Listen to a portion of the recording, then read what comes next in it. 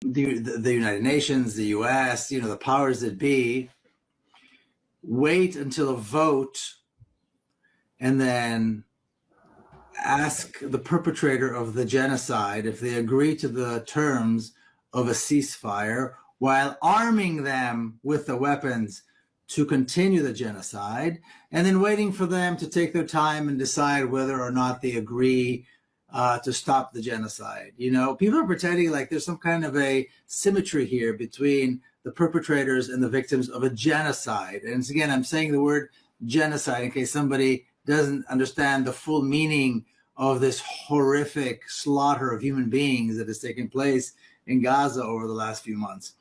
So I think it's a farce. I think the entire conversation about ceasefire is a farce. I think a ceasefire is the most inappropriate response, is a completely inappropriate response to genocide. Genocide calls for severe sanctions, for imposing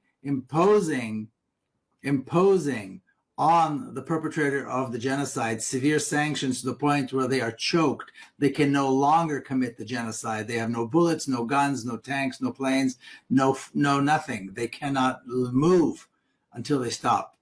That's the appropriate response. Another resolution, ceasefire this, a week, 2 weeks, 3 weeks, Ramadan, not Ramadan.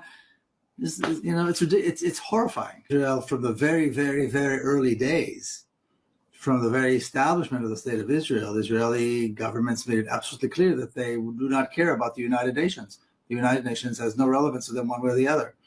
They don't care. And of course, the United Nations has no means to enforce, unless America decides to enforce, unless NATO allies decide to bomb somebody.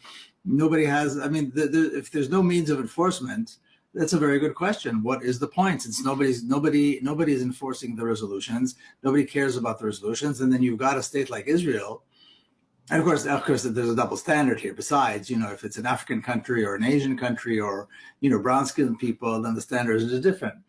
Perpetrating the crimes, but when it's Israel perpetrating the crimes, the United States or any of its European allies perpetrate crimes, nobody cares what the United Nations says or thinks. And this, again, negotiations with a perpetrator of a genocide?